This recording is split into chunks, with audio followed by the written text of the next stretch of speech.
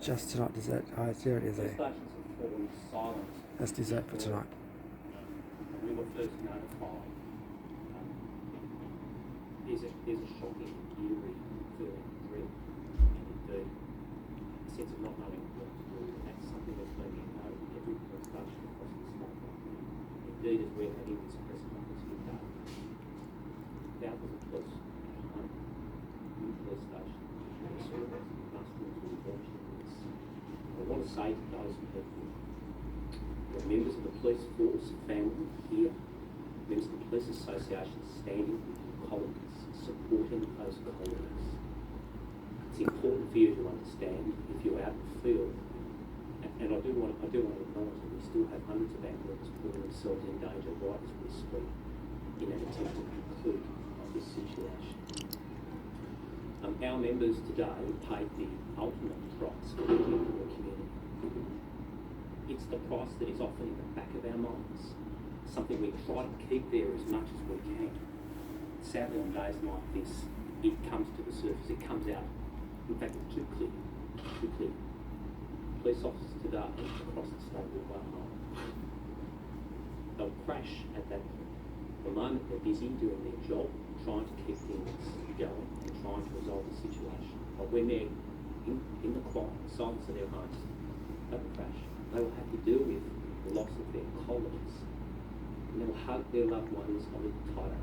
Something, sadly, two of our members tonight will have missed the opportunity to do before.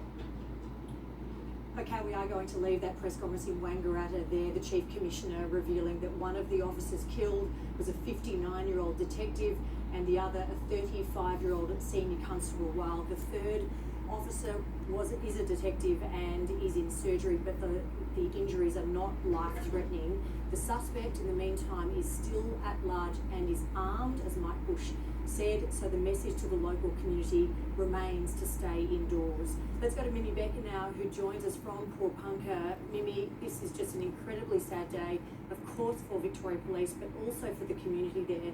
Just tell us what's happening with the search for the accused gunman.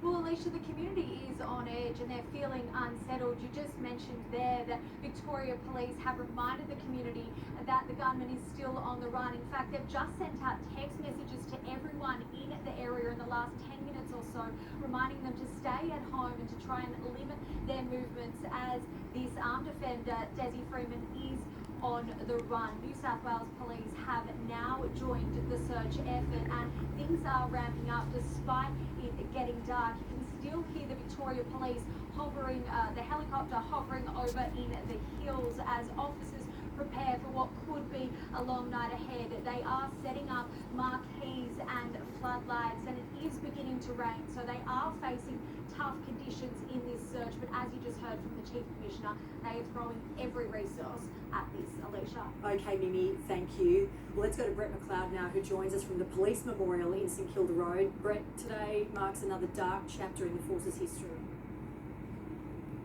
I think today many people, not only Victoria Police, but around Victoria, cast their minds back to other times when we lost multiple police officers in one terrible moment, in particular on the Eastern Freeway at the start of COVID when 4 police officers died in that terrible tragedy. But also earlier, the Silk Miller murders and the murders of Constables Diana and Eyre in the Wall Street killings.